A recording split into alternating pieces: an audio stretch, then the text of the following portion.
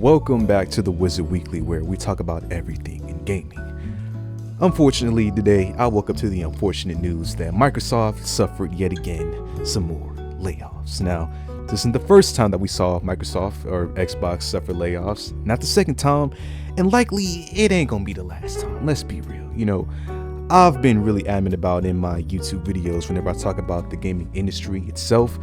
I'm really adamant about telling you guys about gaming development is one of the worst jobs to have right now. Not because of the work, even though the work is a whole different ballgame. I don't know shit about that.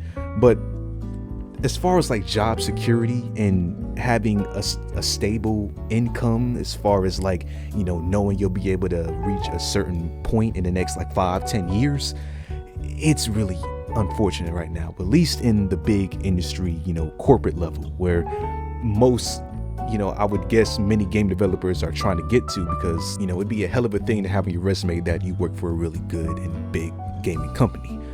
And it's just between all these different factors, past poor judgment during COVID, the current need for every game to be this blockbuster Grand Theft Auto 6 ass hit, to where these gaming publishers at the top of their level, they're just crazy over money. Another studio, either big or small, is always having some sort of headline about layoffs and cuts going to their company.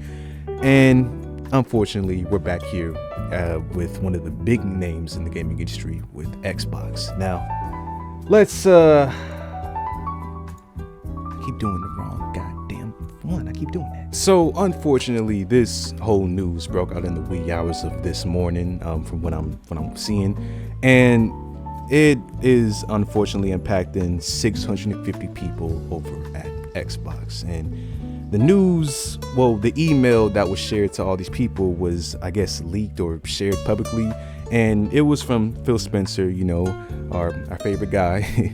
The Microsoft gaming CEO. He had a whole email. It's down in this article, and link it down if you guys want to read the whole thing. But basically, he gives the whole, corporate, how it goes, the corporate sadness, and explaining how he saw this has to happen. But he does explain that this is mostly happening in the corporate and support levels. So this isn't directly at developers, and more on things like they say here, like HR, finance, and marketing.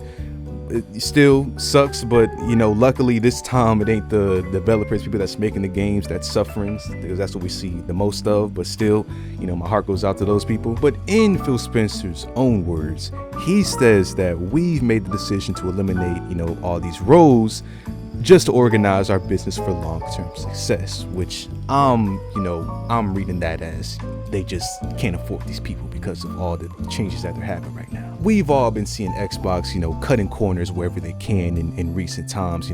We all know that their Xbox consoles are selling the way that they want them to. And even though they did recently report that Xbox, I guess Game Pass subscriptions are up through the roof, and there's a much larger player base than they did last year, which we can obviously attribute that to the Activision Blizzard deal that they just secured earlier in the year. But they like to cut corners, and that's expected.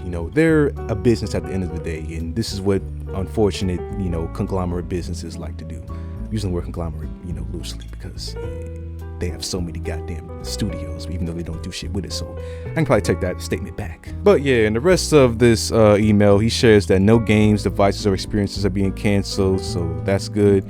And this just seems, unfortunately, like just shaving off some extra weight that they don't want to, have to deal with in the future as far as, money goes. Now, Microsoft and Xbox is in a really weird spot right now for the majority of players. We all have been seeing them transfer all of their exclusives, most of their exclusives, to other platforms, and announcing that they're going to have even more coming in the future.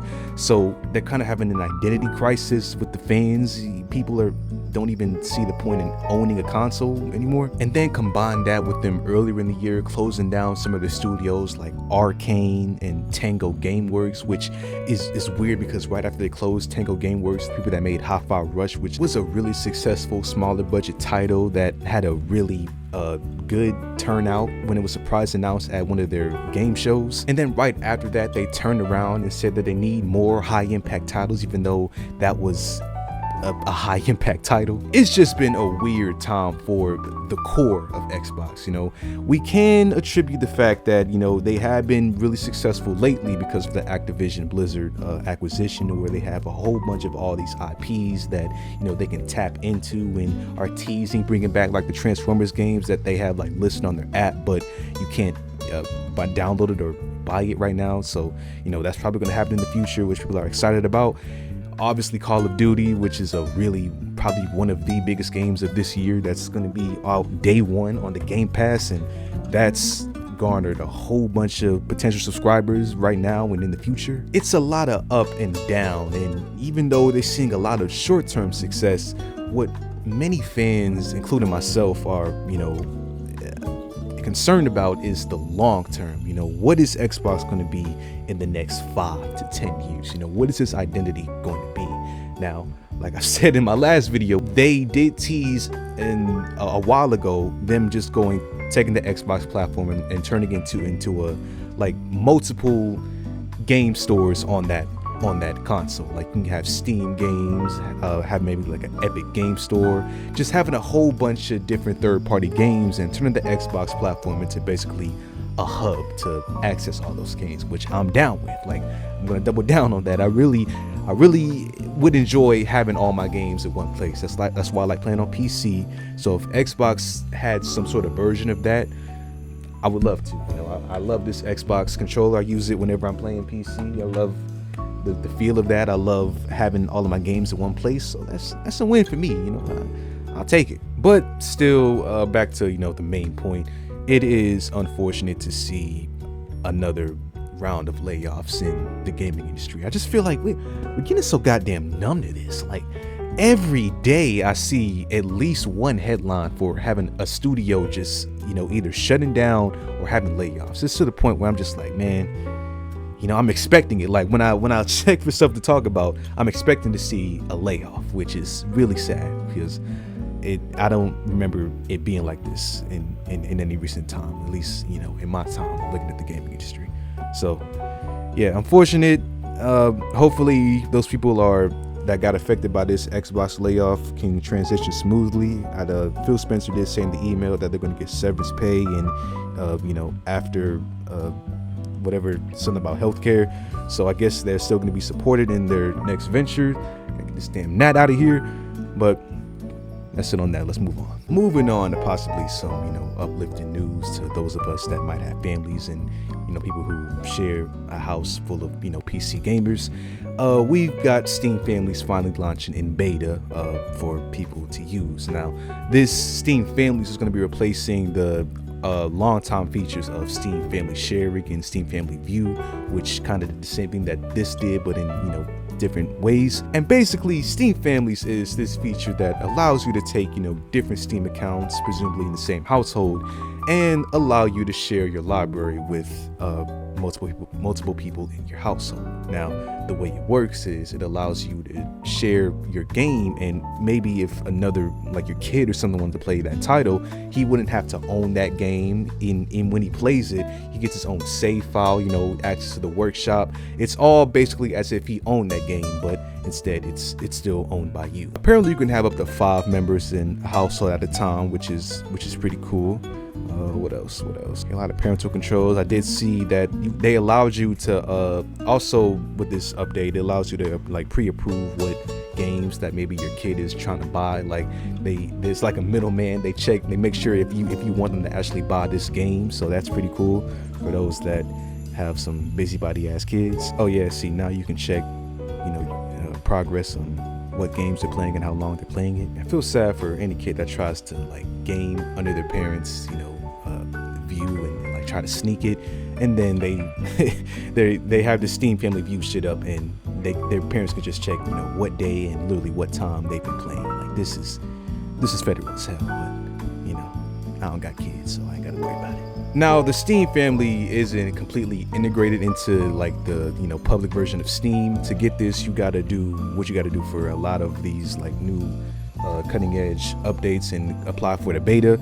And this whole website I'll link down below will shows you the process to that. It's easy. Just go to the settings interface and then choose the beta. The only thing that I think is kind of weird about this Steam family beta thing is that if someone is playing on your account, if they get banned, and if it's an online game and they get banned, that ban carries to you. Like, it doesn't carry to their account, it carries to yours. So technically you get banned, which is that's one way someone's kid that doesn't like you could just mess with you. So that's, you got to watch out for that. But this is cool, man. I like stuff like this. I really think that gaming on a couch, but PC gaming is one of the most underrated things that you could ever do in life. Like, if you can ever get a rig and like use it as, well, like replace your console with that and just have it in your TV, have it in your living room and hook it up to your TV, dude, oh my God, that's heaven right there. Like, think about all the games you can play when you want to just leave that and do anything you can on the internet, like basic browsing. Like, that's amazing. Couch PC gaming for the win, man. All 2024 and 2025. We gotta do more of it. And lastly, for today's episode, I wanted to briefly talk about this kind of weird thing that's just now unfolding, and we're gonna have to see where it goes. But basically, recently Nerf and Destiny did another collab, and if you don't know what Nerf is, they basically make dart guns, and they resemble a lot of, well, Nerf like to collaborate with video games and resemble the guns that are in the games, and one of the games that they like to do is Destiny 2. And right now they announced a Nerf Ace of Spades gun, and this person on Twitter recently called out Nerf's interpretation of this gun in the game. They said that Nerf basically took this person's commission that they did of similar weapon back in 2015, and they just copied all of the design and overall look that they went for in this current gun that they're going to release for Nerf. Now, what you're seeing here is the direct comparison. At the top obviously is the commission from Topher Bunny, and at the bottom is the Nerf gun that's coming out later this year. And I'm gonna be honest, when I first saw this, I thought that the top picture was just the the reference, like 2D reference that Nerf used to make the 3D gun. But then I read into it and obviously see that these are two different people that aren't associated, we can assume aren't associated and don't have any type of business going on. And this is just crazy. Now, if you're wondering what the regular Ace of Spades guns in Destiny 2 looks like, this is what it looks like right here. It already has a lot of like the designs that the commission has. The person even said in his original post from 2015 that the gun is based on the Ace of Spades gun from Destiny 2. So I guess this person's going for the angle that it's the colors that they're taking away, and maybe these lines, since some of these lines aren't in the original weapon in the game. I don't know, man. It's them saying that this gun is already based on the original gun from Destiny. I think that kind of hurts this being like a case that can be pursued and maybe like court and them getting like a settlement or some shit. That's what I think about it. Yeah, see, comparing a lot of these things from the 2015 original copy to his copy based on this, I can see things like this because that's obviously not here. So there are factors that you could probably argue was stolen. I can see that. Okay, I'm starting to get it a little bit. Well, looking at this person's social media, they haven't said anything about pressing charges or battling this out in court. Unfortunately, I've heard the notion that this isn't the first time that Destiny has even done anything like this. So I hope this isn't something that they're actively doing in the background, and if they are, I hope they get caught, because what the fuck. But this is all in the early stages of whatever it might turn out to be in the future. So we just have to wait and see how this turns out, whether it's in court or Destiny making a statement or Nerf making a statement. I don't know. It's weird. The only thing worse than this is the price that they're charging for this little ass gun. Look at how expensive this is. $50, y'all.